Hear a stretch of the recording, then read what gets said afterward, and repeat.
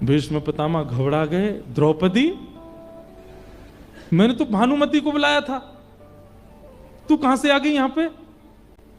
द्रौपदी ने तुरंत घूंघट किया, दौड़ने लगी। रुक जा, वहीं पर खड़ी हो। भगवान ने मना किया तब बोलना नहीं, लेकिन मानी नहीं। अब तो रुक गई द्रौपदी। भीष्म पितामह गए, इतनी रात को तू क्यों आई यहां पर? तुझे कैसे पता कि मैं आशीष देने वाला हूं? द्रौपदी थोड़ी सी सहम गई और बोली, मैं आपकी पुत्रवधू नहीं हूं, मुझे आपके आशीर्वाद का अधिकार नहीं। भीष्म पितामह बोले, नहीं नहीं, मैं ऐसा नहीं कह रहा हूं, तू भी आशीर्वाद की अधिकारिणी है, लेकिन अब क्या करें, अब देना भानुमति को था पर द्रौपदी को मिल गया। यहां तो पूरा पासा ही पलट गया, पूरा पक्ष पांडवों के पक्ष में चला गया। ये तो पूरा युद्ध पांडव जीत गए। अब भीष्म पितामह थोड़े भावुक हो गए, बोले अब मैं कुछ नहीं कर सकता, अब तो विजय पांडवों की निश्चित है। कोई बात नहीं बेटा, तू सौभाग्यवती रहे, तू सदा प्रसन्न रहे, तू सदा आनंद में रहे, और अब तेरे पांडव विजयी होंगे।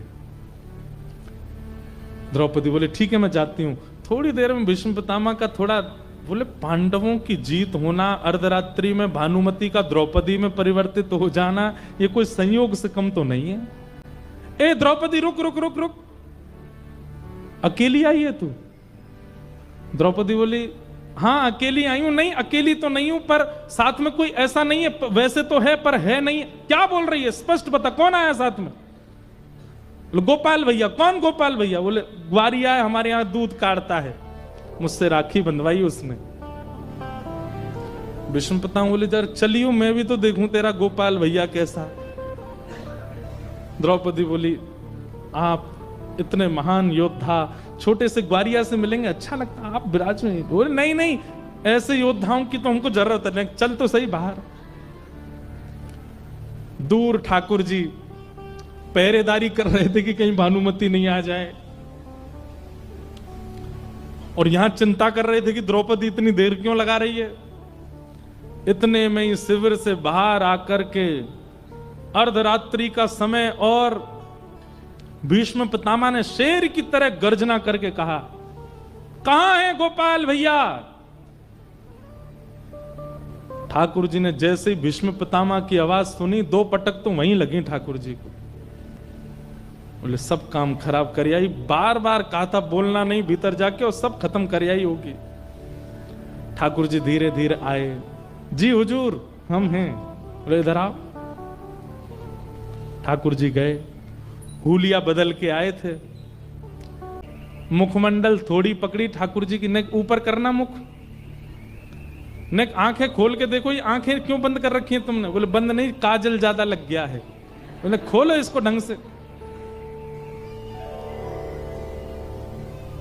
जैसे ही पगड़ी उतारी, वो घुंघराले केसों का जो यहां चुटीला बनाया था खुल गया, और मोर पिछ जो छुपाया था भीतर वो प्रकट हो गया।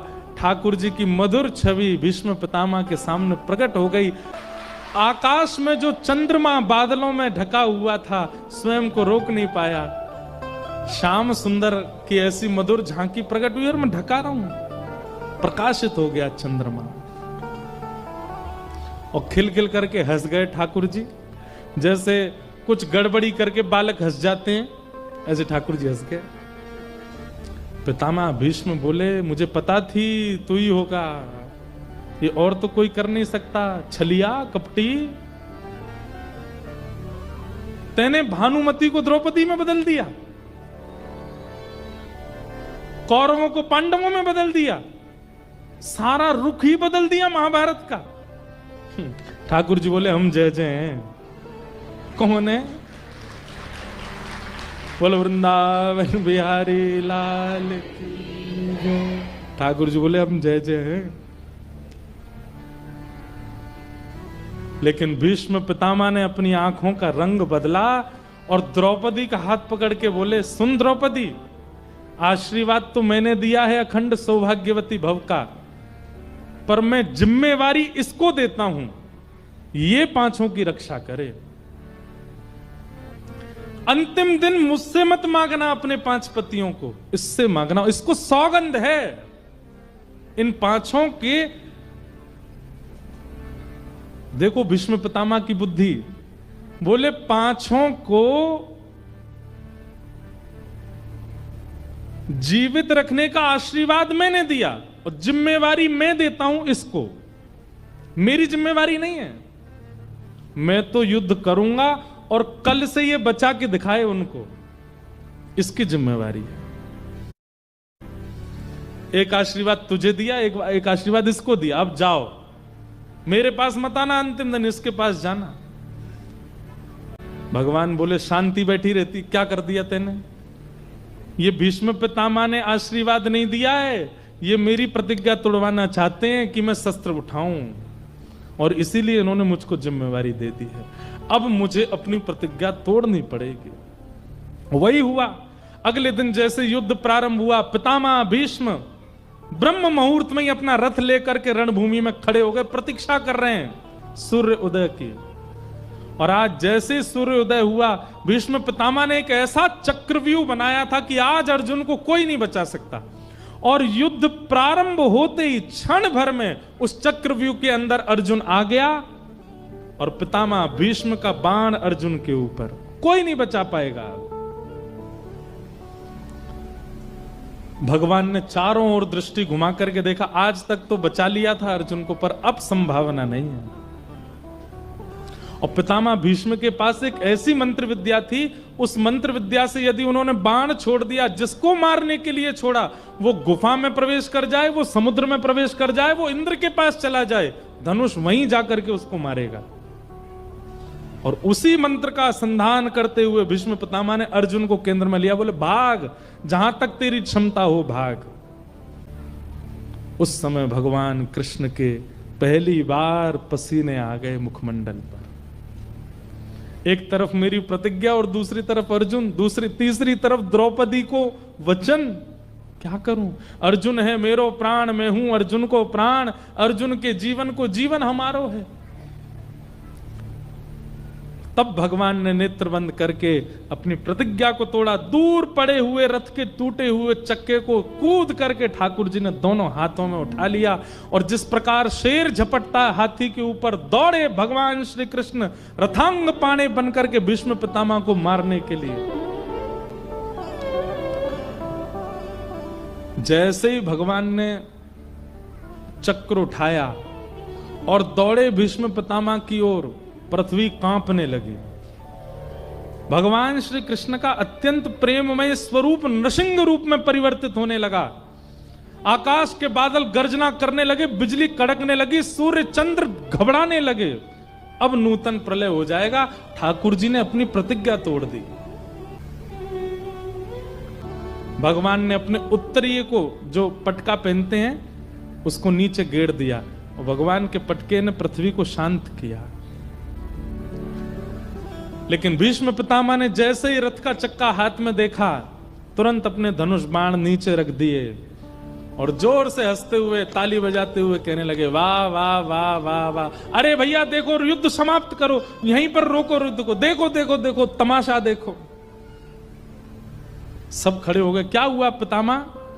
बोले किसी ने प्रतिज्ञा ली थी कि मैं शस्त्र नहीं उठाऊंगा।